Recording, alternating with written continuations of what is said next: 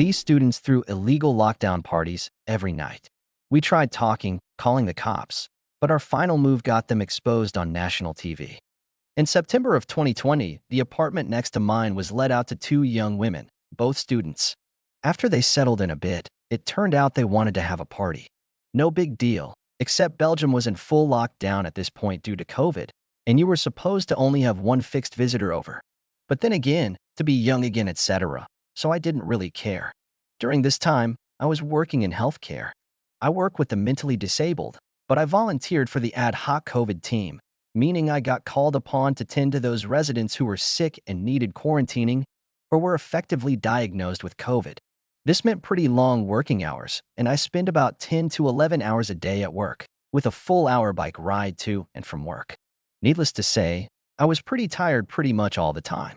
So I wasn't looking forward to the noise from a party, but I'm pretty chill and know that living in the city, some noise is to be expected. So they are having their party, and I can stand some noise and music. But this party was fucking wild. People shouting full on in the hallway, wrecking things, etc., etc. At about 4 in the morning, I introduced myself to the neighbors and asked them when they could expect their company, plus 20 people, to leave, and if they could refrain from having a party the next day, as I have to work and get up at 6 every day. So they promised they would keep it down the rest of TE night. They didn't, and that they wouldn't have a party the next day. Plot twist, they did have another party, and then did another one the day after. At this point, I had been going a full 3 nights without sleep and was nearing neurosis. Every night I had talked to the girls, and every night they would be full of apologies and stuff, but nothing would change. I also felt terrible when I had to enter their place, because it would be absolutely packed with people, and I work with some very vulnerable people at work who I wouldn't want to spread COVID to. This was pre-tests, pre-vaccines, much of the knowledge we now have about COVID. Luckily, the weekend came, and they went to their parents, and I could recover a bit. Suffice to say, I wasn't really liking my new neighbors. During the next few weeks, they refrained from big parties, but they would have a constant flood of people coming over during the night. And by constant, I mean constant. Like their bell would ring 70 times a night, and people would always be coming or going. And those people would be drunk and loud. Our communal hallway is pretty much an echo chamber because it's all stone and any noise will travel throughout the building.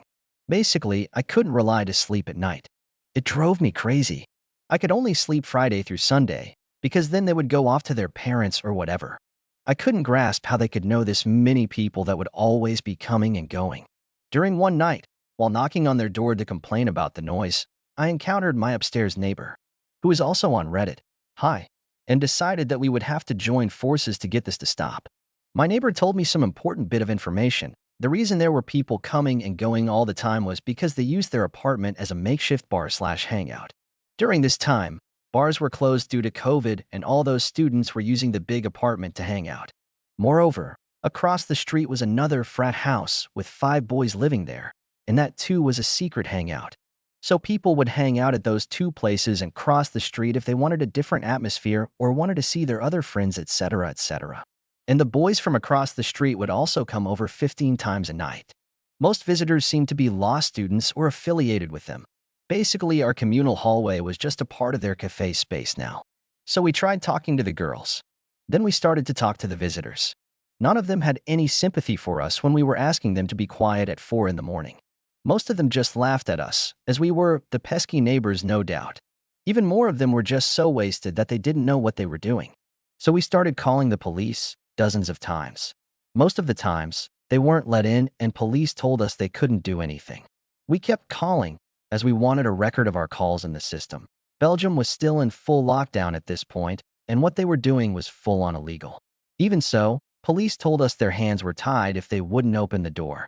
When the police couldn't help, I turned to the next best thing. I'm a social worker, and so I have no problems looking up information and calling around to look for help. This is what I did. Most places, student unions, police, town hall, were understanding but couldn't really do much. So I acted on the suggestion of the upstairs neighbor and contacted one of the girls' dean. I shot him a nice email about sorry to have bothered him and taking up his time, but I had this big group of students from his faculty ganging up every night, and maybe he wanted to know about it since they were breaking every possible COVID rule that existed at that time, especially since me and my neighbor were about to go to the papers with this story, as secret lockdown parties were becoming a thing in the papers at this point. This dean called me back right away, and we had a nice talk about our problems. He told me he was on it. So basically what he did was call the law student girl and her parents. Big drama ensued, and we finally got to sit down with the girls, and they finally sounded like they were sorry. Tears were shed, for which I had no patience tbh. We learned that the police had actually been inside a few times, and they were issued tickets for having secret parties.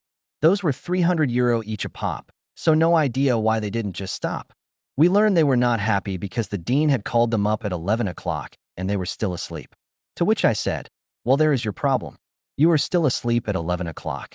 I'm up at 6 every day, and you girls haven't been a bit understanding about that.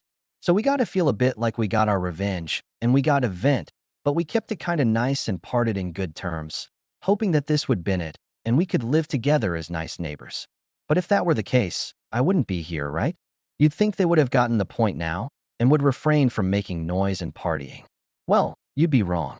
Basically what they did was they moved to the frat house across the street and started partying there. There were slightly less people running to and fro, but the noise was still a problem, and we were now in the middle of the second COVID wave, and these people were meeting up with big groups like crazy, while I hadn't seen a soul in almost a year. Never mind the people at my work, who were forbidden from even going to their own friggin' family. The whole thing was just ridiculous.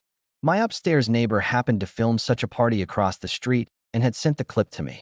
We were thinking about going to the press with our story, but weren't really sure if it would be a good idea. So I posted the clip of the party on the subreddit of our country to test the waters. It got quite some comments and upvotes, and it seemed most people were also sick of people disregarding the rules and having secret parties.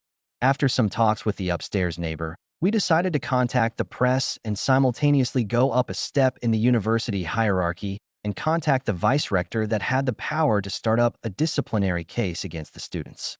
This person is one of 12 vice rectors for a total campus of about 15,000 students, so quite high up. Things moved fast. Local news actually picked up our story from Reddit and contacted me, and we gave some background info. They confirmed with the police that cops had been dozens of times to our address and across the street and weren't let in most of the time. We mentioned that the university was involved and that we hoped they would finally intervene. The next day, the piece was on their website.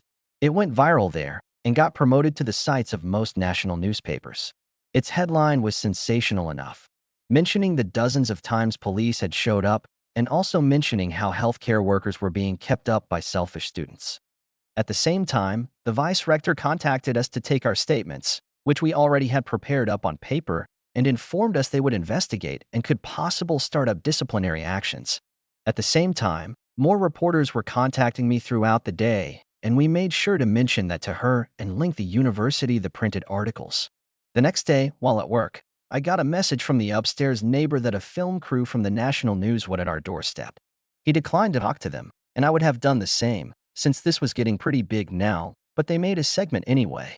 And sure enough, that night at 7, here was my street and a short section about cops standing in front of a closed door a dozen times and the local press cop talking about the troubles of closed doors. Best part about it was that a student from the offending frat house across the street had let the film crew in and said on camera exactly what we were accusing them of towards the university. That they had been having parties and didn't let the cops in, and that they had done it multiple times. No idea what made him think that was a good idea. Anyway, trying not to make a huge story even longer, the press died down some time later, thank God, and the disciplinary action from the uni went through. Before the hearing, we sat down with the girls from our block and cleared some things up. We wanted to live like normal people together, and we tried to make some amends. Because we put in a kinda good word for them, they got the lighter end of the stick, 40 hours of community service and some probation. The guys across the street got 80 hours each, and each had to write us a letter of apology, which I thoroughly enjoyed reading every time I got one. Sad part is, most of them sounded just like dumb young kids, but that was after getting called out on the news and being part of a disciplinary action. But we never wanted to escalate things this far. Some noise is to be expected when living in the same building, and we were never going to go to these extremes for some expected noises. But these people went to the extremes, and so we were forced to do the same. Rest of the year, a simple message on WhatsApp was enough to silence any noises we had coming from their apartment. If anything, I hope they learn that even very polite and chilled people can become very upset when presented with sleep deprivation and excessive noise.